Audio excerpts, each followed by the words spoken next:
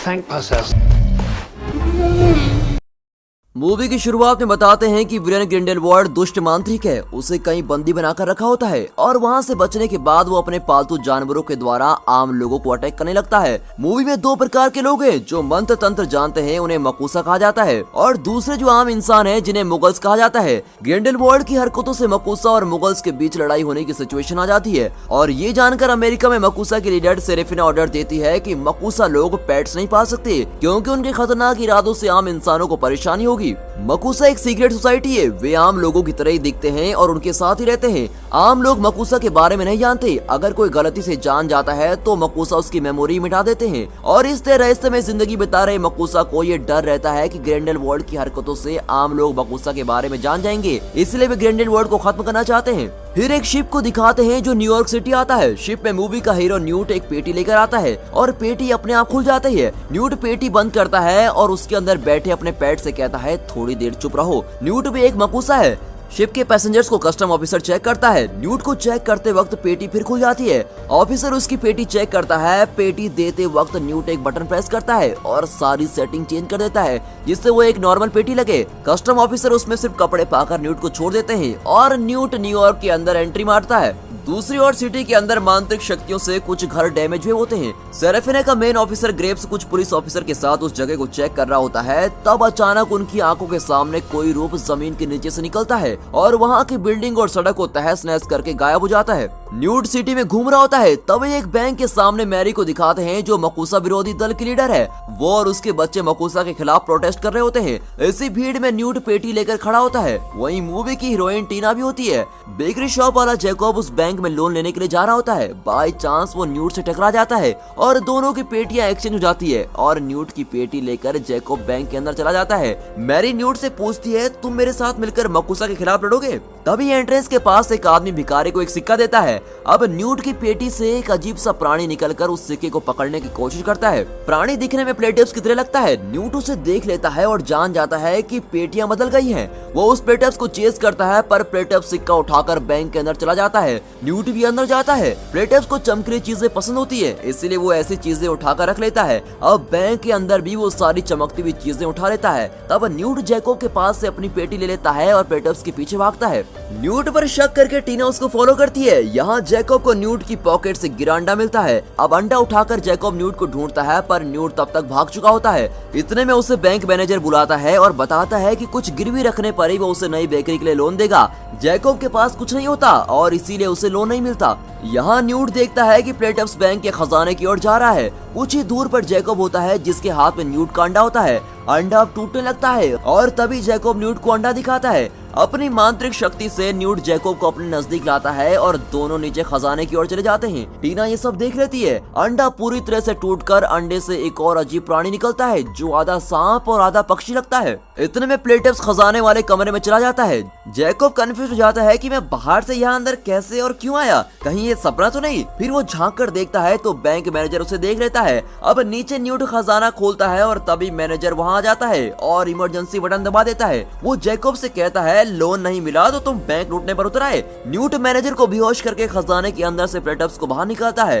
फिर उसके पेट से धीरे धीरे सारे सोने के सिक्के और कई चमकती हुई चीजें निकालता है। इतने में पुलिस आ जाती है और न्यूट झट से जैकब को लेकर वहाँ से बाहर निकलता है। प्लेटिव्स को पेटी में बंद करके वो अपनी कोई मांत्रिक शक्ति पढ़ने लगता है, जिससे जैकब वहाँ हुई घटना को भूल जाए। पर इतने में जैकब उसे मारकर पेटी उठाकर भाग जाता है। तब टीना न्यूट को दूसरी जगह लेकर जाकर पूछती है तुम कौन हो और यहाँ क्या कर रहे हो? यहाँ ऑलरेडी इतनी प्रॉब्लम चल रही है और तुम हो कि अपनी पेटी से अजीब जानवर निकाल कर यहाँ छोड़ रहे हो। जैकब एक आम इंसान है और उसे ये सब नहीं पता चलना चाहिए। क्या तुमने उसकी याददाश्त मिटा दी? न्यूट ना में जवाब देता है तुमने मकूसा के रूल्स तोड़ दिए हैं, इसलिए मेरे साथ तुम्हें हेड ऑफिस चलना होगा। हेड ऑफिस में दो एंट्रेंस होते हैं, एक आम लोगों के लिए और दूसरा मांत्रिकों के लिए। टीना न्यूट को मकूसा के लीडर सेरेफिना के पास लेके जाती है। वहाँ सेरेफिना और ग्रेव्स उस रूप के बारे में डिस्कस कर रहे होते हैं, जिसने बिल्डिंग और सड़कों को तहस नहस कर दिया होता है। वे सोचते हैं कि ग्रिंडेलवाल्ड ही ये सब कर रहा है। टीना न्यूट को इंट्रोड्यूस करने ही वाली होती है, पर सेरेफिना उसे डांटती है कि तुम अंदर क्यों आई, दिखता नहीं हम डिस्कस कर रहे हैं। अब न्यूट के सामने उसकी इंसल्ट हो जाती है, पर वो कोई बहाना करके न्यूट को वहाँ से लेके जाती है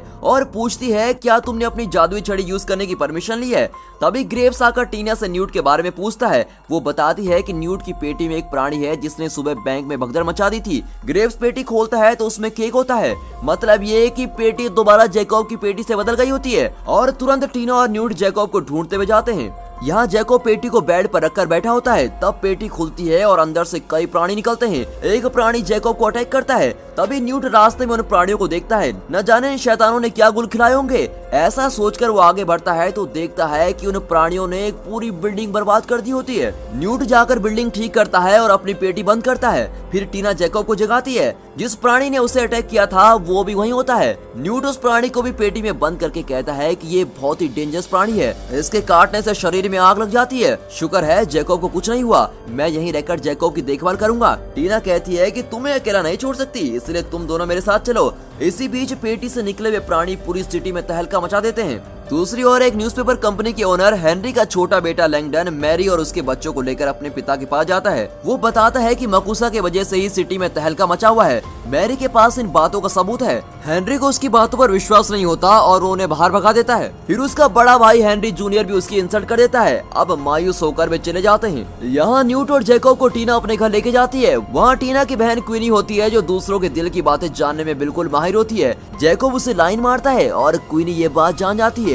वो भी जैकब को पसंद करती है। अब क्वीनी जादू भी जानती है और अपनी जादुई शक्ति से झट से खाना तैयार करती है। न्यूट के लिए ये नई बात नहीं थी, पर जैकब को सब कुछ अजीब और नया लगता है। वहाँ ग्रेव्स मैरी के बेटे से कहता है कि तुम्हारी माँ के ग्रुप में 10 साल की एक छोटी लड़की है, अगर तुम उसे मेरे हवाले करोगे तो तुम मेरी टीम को ज्वाइन कर सकती हो। लड़का मान जाता है। यहाँ डिनर टेबल पर जैकब और क्वीनी बहुत रोमांटिक हो रहे होते हैं। टीना क्वीनी से कहती है कि हम लोग आखिर में जैकब की याददाश्त को मिटाने वाले हैं, इसलिए तुम खामखा सपनों का घर मत सजाओ। अब जैकब को बहुत पसीना आने लगता है। न्यूट कहता है कि शायद वो थक गया है। टीना उन्हें एक अलग कमरा देती है और सोने से पहले उन्हें चॉकलेट मिल्क देती है। उनके जाते ही न्यूट अपनी पेटी खोलकर उसके अंदर चला जाता है और जैकब को भी बुलाता है। पेटी के अंदर एक कमरा होता है और दोनों वहां जाते हैं और न्यूट जैकब के घाव पर दवा लगाता है। फिर वो एक छोटे प्राणी के मुंह से जहर निकालता है और कहता है कि इसी से इंसानों की बुरी यादें मिटाई जाती हैं।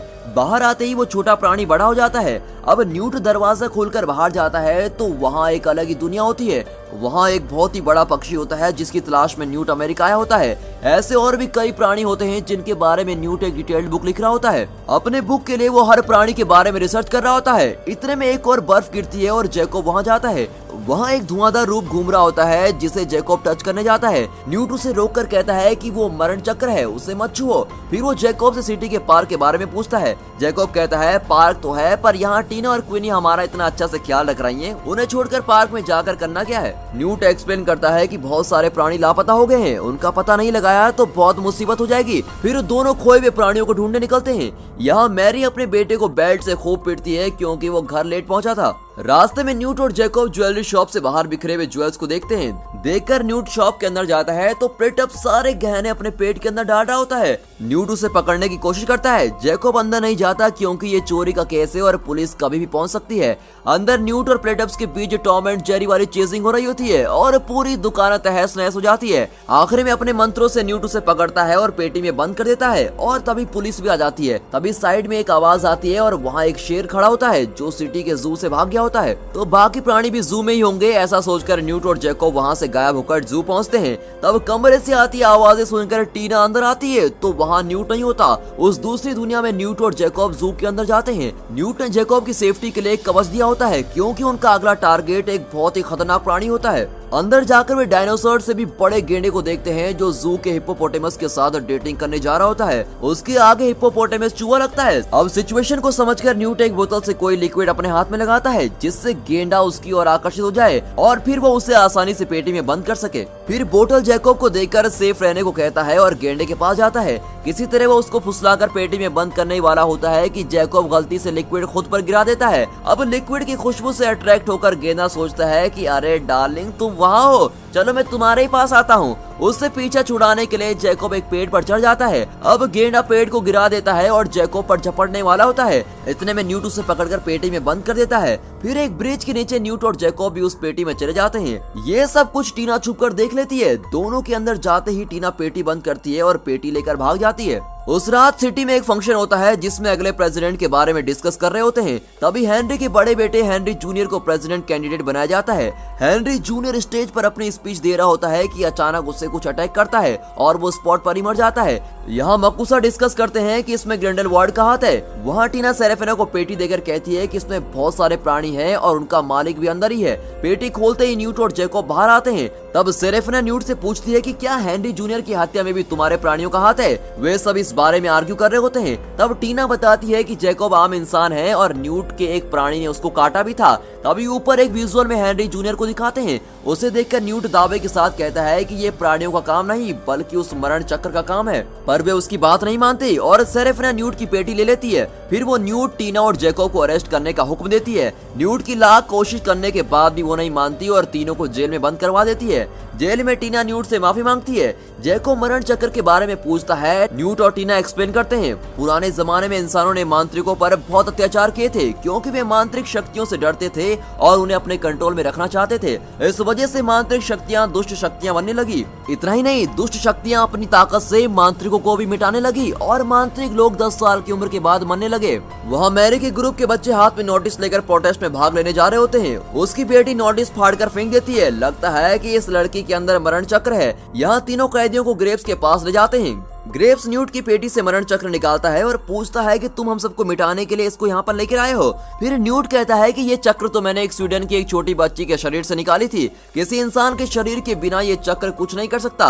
ग्रेव्स नहीं मानता और न्यूट और टीना को मौत की सजा सुनाता है। क्वीनी को इस बात का पता चलता है और वो अपनी बहन को बचाने भागती है। न्यूट और टीना को एक कमरे में लेके जाते हैं जहाँ पानी के बीच एक कुर्सी होती है। एक औरत टीना की सारी यादें बाहर निकालती है और पानी में डाल देती है। फिर टीना आधी बेहोशी में उस कुर्सी पर बैठ जाती है। इतने में क्वीनी जैकोब को बचा लेती है और दोनों ग्रेव्स के कमरे से टीना की पेटी और जादुई छड़ी उठा लेते हैं। यहाँ टीना पानी में अपनी यादों को देख रही होती है जिसमें मैरी अपने बेटे को पीट रही होती है। टीना जाकर उसे बचाती है। इसी बीच न्यूट के पॉकेट से एक पौधा निकलता है और उसकी हथकड़ियां काट देता है। न्यूट अपने एक प्राणी की मदद से बच निकलता है और टीना को भी बचाता है। वे बाहर आते हैं तो जैकोब और क्वीनी भी वहाँ होते हैं। न्यूट सबको पेटी में बंद करके वहाँ से निकल जाता है। दूसरी ओर ग्रेव्स मैरी के बेटे से कहता है, मैंने तुमसे उस छोटी लड़की के बारे में पूछा था, क्या कुछ पता लगा और कितना टाइम लगाओगे?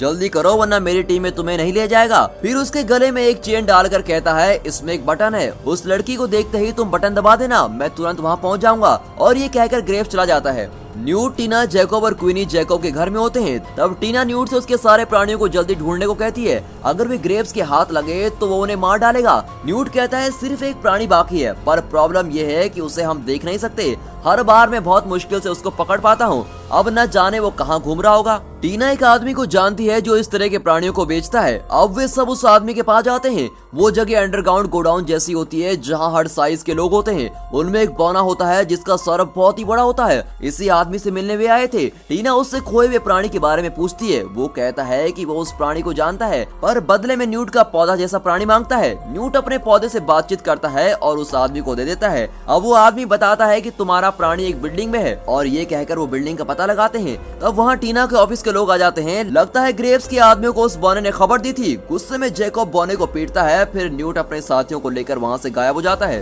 उस रात मैरी का बेटा घर में पड़ी हुई जादू की छड़ी देखकर उसको उठा लेता है। उसकी माँ उसको डांटती है कि ये चीज हमारे घर में कैसी आई, चलो बैठ निकालो, तुम्हारी पिटाई का टाइम हो गया। अभी उसकी बेटी आकर कहती है कि ये मेरी छड़ी है और मैं खेलने के लेकर आई हूँ भैया कि इसमें कोई गलती नहीं है, प्लीज उन्हें मत मारिए। पर मैरी फिर भी उसे मानने जाती है कि अचानक बेल्ट उसके हाथ से निकल जाता है। वो घबराकर नीचे आती है तो काले धुएं जैसा एक रूप उसको मारकर गायब हो जाता है। इतने में न्यूट और साथी उस अनदेखे प्राणी को ढूंढ रहे होते हैं। वहाँ एक काला रूप एक धुएं की चीज को लूट कर ले जाता है। न्यूट का गैंग उसको फॉलो करता है। तब वो रूप अपनी असली सूरत न्यूट को दिखाता है। वो लंबे बालों वाले बंदर की तरह दिखता है और उसे भविष्य के बारे में सब पता होता है।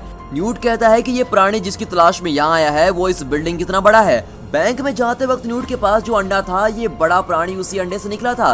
इस प्राणी की स्पेशलिटी ये है कि जगह के अनुसार ये अपना साइज बड़ा या छोटा कर सकता है। ये बिल्डिंग बड़ी है इसीलिए उसने भी अपने शरीर को एक्सपेंड कर लिया है। इतना ही नहीं, उसे आवाज बिल्कुल पसंद नहीं, इसलिए तुम सब कुछ देर के लिए खामोश रहना क्योंकि मैं अब उसे पकड़ने वाला हूँ। इतने में बंदर जैसा प्राणी जैकब की पीठ पर सवार हो जाता है क्योंकि उसे पता चल जाता है कि थोड़ी देर में क्वीनी कुछ गिराने वाली होती है और वो बड़ा प्राणी उठकर धूम मचाने वाला है। बिल्कुल वैसा ही होता है और वो बड़ा प्राणी धूम मचा रहा होता है। तब न्यूट के कहने पर टीना एक कॉकरोच को पकड़कर एक जगह में डालती है। वो प्राणी कॉकरोच को पकड़ने के लिए साइज छोटा करता है और जार में घुसता है और अपने साथियों के साथ उस पेटी में चला जाता है। तभी चील जैसा दिखने वाला वो प्राणी कहता है कि अब कोई अनहोनी घटने वाली है। न्यूट कहता है कि हमें बाहर जाकर उस अनहोनी को रोकना है। अब वे फिर बाहर आ जाते हैं। यहाँ ग्रेव्स मैरी के घर जाता है। वहाँ मैरी की लाश होती है और उसका बेटा पास बैठकर रो रहा होता है।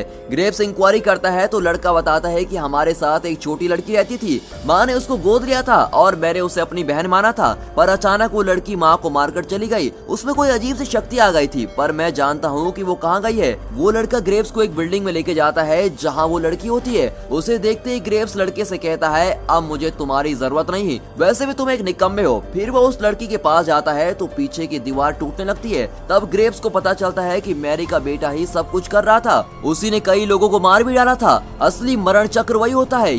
ये जानकर ग्रेव्स फिर उस पर प्यार जताकर कहता है बेटा मेरी बातों को बुरा मत मानना, यहाँ मेरे पास आ जाओ। लड़का कहता है कि तुमने अपनी औकात दिखा दी, अब देखो मैं इस सिटी का क्या हाल करता हूँ। और ये कहकर वो सिटी को अटैक करने चला जाता है। तभी न्यूट और साथी वहाँ पहुँचते हैं। उस लड़के को देखकर टीना कहती है कि ये तो बहुत ही अच्छा लड़का है, यकीन नहीं होता कि इसने लोगों को मार डाला। न्यूट तुम तो कहते थे कि बुरी शक्ति वाले बस 10 साल से ज्यादा नहीं जी पाते, ये तो टीनेज का लड़का है। न्यूट कहता है कि इसमें और भी कई शक्तियां बसी हुई हैं, इसीलिए ये अब तक जिंदा है। ग्रेव्स लड़के को पकड़ने के लिए किसी मंत्र का प्रयोग करता है पर टीना उसको रोकती है। न्यूट उस लड़के को शांत करने की कोशिश में उस लड़के के पीछे भागता है। सेरेफिना अपने आदमियों से कहती है कि अब तक मकुसा के बारे में आम लोग नहीं जानते थे, लेकिन अब जो घटनाएं घट रही हैं उनसे सभी को हमारे बारे में पता चल जाएगा, इसलिए तुम लोग पूरी सिटी में छान मारो और किसी तरह सिचुएशन को कंट्रोल करो। इस तरह ऑर्डर देकर वो अपने आदमियों को भेजती है। यहाँ मैरी का बेटा मरण चक्र का रूप लेकर रेलवे स्टेशन में जाकर बस जाता है। मकुसा के लोग उस जगह को घेर लेते हैं, पर न्यूट और टीना उनसे पहले वहां पहुंच जाते हैं और मैरी के बेटे को मरण चक्र से छुड़ाने की कोशिश करते हैं और लड़का धीरे धीरे चक्र से बाहर आ रहा होता है। न्यूट उसे विश्वास दिलाता है कि मैं तुम्हारे अंदर चल रहे मरण चक्र को बाहर निकाल सकता हूँ, तुम सब्र से काम लो। वो लड़का जरा शांत हो जाता है। इतने में ग्रेव्स वहाँ आता है और लड़के को अटैक करता है। फिर न्यूट उसको रोकता है। बाहर आम लोगों की भीड़ जमा हो जाती है। वे टेंशन में होते हैं कि उन्होंने मैरी की बात पर विश्वास न करके बहुत ही बड़ी गलती की। वो बेचारी गला फाड़ फाड़ कर चिल्लाती है कि मांत्रिक लोग सच में हमारे बीच घूम रहे हैं और हमें मिटा देंगे। लगता है वो 100% सच कह रही थी। अंदर ग्रेव्स फिर से लड़के को उकसाने लगता है और वो वापस मरण चक्र का रूप ले लेता है। अब वो चक्र वहाँ की दीवारों को तोड़ फोड़ कर आखिरी में न्यूट को अटैक करता है, पर टीना उसको बचाती है और लड़के को शांत करने की कोशिश करती है। इतने में मकुसा के लोग वहाँ जाते हैं और लड़के को मार डालते हैं। ग्रेव्स उन्हें डांटता है कि उस बेचारे की जान क्यों ली, मैं उसको बचाना चाहता था। तब सेरेफिना कहती है कि मैंने उसे जान से मारने के ऑर्डर दिए थे क्योंकि उसने आम लोगों की जान ली थी और पूरी सिटी को बर्बाद करने की कोशिश की थी। ग्रेव्स गुस्से में कहता है कि तुम्हारे ये रूल्स मकुसा को बचाने के लिए बने हैं या आम लोगों के लिए? एक मासूम बच्चे की जान ले ली तुमने, मैं तुम्हारी नौकरी छोड़ रहा हूँ। ये कहकर वो वहाँ से जाता है। सेरेफिना को ग्रेव्स पर शक होता है और वो उसको रोकती है। उसके आदमी ग्रेव्स की जादुई छड़ी छीनने की कोशिश करते हैं और ग्रेव्स उन्हें अटैक करता है। इतने में न्यूट अपने प्राणी की मदद से ग्रेव्स के हाथ बांध देता है। अब टीना ग्रेव्स की जादुई छड़ी छीन लेती है और तभी उसका असली रूप सामने आता है। पूरी मूवी में ग्रेव्स का रूप लेकर ग्रिंडेलवाल्ड इस सारे काम कर रहा होता है, इसीलिए वे उसे अरेस्ट कर लेते हैं। तभी वहाँ क्वीनी और जैकब भी आ जाते हैं। सेरेफिना दुखी होकर कहती है कि आज तक हमारी जिंदगी रहस्यमय थी, पर आधे घंटे में इस ग्रिंडेलवाल्ड ने हमारी जिंदगियों का फ्लैश न्यूज बना दिया। अब हम पूरी सिटी के लोगों की याददाश्त कैसे मिटाएंगे? न्यूट कॉन्फिडेंस के साथ कहता है कि मैं ये काम कर सकता हूँ। न्यूट पेटी से वही बड़ा चील निकालता है। फिर वो एक छोटे प्राणी के शरीर से जहर निकालता है जिससे बुरी यादों को मिटाया जा सके। चील जहर लेकर उड़ जाता है और सिटी के बीच जाकर उसे बादलों में घोल देता है। तब बारिश होती है और उसमें भीगकर सभी लोग घटनाओं को भूल जाते हैं। मकुसा के लोग वहाँ की सड़कें और बिल्डिंग ठीक करने में लग जाते हैं। सेरेफिना न्यूट से कहती है थैंक यू, पर मेहरबानी करके अपनी ये पेटी यहाँ से लेके जाओ और मकुसा के रूल्स के मुताबिक जैकब की याददाश्त भी मिटा दो। ये कहकर वो चली जाती है। अब न्यूट, टीना और क्वीनी बाहर दिल के साथ जैकब को विदा करते हैं। क्वीनी सबसे ज्यादा उदास होती है, लगता है उसे जैकब से प्यार हो गया था। वो जैकब को किस करके विदा करती है और बारिश में भीगते ही जैकब सब कुछ भूल जाता है। मैं कहाँ हूँ वाली एक्सप्रेशन के साथ वो घर लौटता है और उसकी नॉर्मल लाइफ चालू हो जाती है। कुछ दिन बाद जैकब रोज की तरह बेकरी जा रहा होता है, तब वो न्यूट से टकराता है और फिर एक बार पेटियां बदल जाती हैं। न्यूट जैकब की पेटी लेकर चला जाता है। जैकब नीचे गिरी हुई पेटी उठा ही नहीं पाता। जब वो पेटी खोलता है तो उसके अंदर अंडे के छिलके होते हैं, पर वे सोने के बने हुए होते हैं। उसमें न्यूट का एक लेटर होता है जिसमें लिखा होता है कि तुम बड़ी मुश्किलों से गुजरे हो, इसलिए इन सोने के छिलकों को गिरवी रखकर तुम अपनी नई दुकान शुरू करो। न्यूट अपने शहर वापस जा रहा होता है और शिप में चढ़ने से पहले न्यूट टीना को प्रॉमिस करता है कि वो उससे मिलने जरूर वापस आएगा। अब कुछ दिन बीत जाते हैं और जैकब ने अपनी नई बेकरी खोल दी होती है। उसने बेकरी में कई प्राणियों के शेप्स में केक्स बनाकर रखे होते हैं। उसे लगता है कि उसने प्राणियों को सपनों में देखा था। उन स्पेशल केक्स की बिक्री भी बहुत ज्यादा होती है। एक दिन क्वीनी उस बेकरी में आती है। जैकब को देखकर वो स्माइल करती है और जैकब भी स्माइल करता है। उन दोनों में फिर से प्रेम हो जाता है और इसी के साथ ये मूवी यहाँ पर खत्म होती है। इस मूवी का दूसरा पार्ट भी है और तीसरा पार्ट अभी प्रोडक्शन में है। दूसरे पार्ट का वीडियो भी बस आ गया, समझो, डोंट मिस इट। और दोस्तों, इस वीडियो को एक लाइक और चैनल को सब्सक्राइब जरूर कीजिए और हाँ, साथ ही अपने फ्रेंड सर्कल में इस वीडियो को शेयर जरूर कीजिए। And finally, thanks for watching.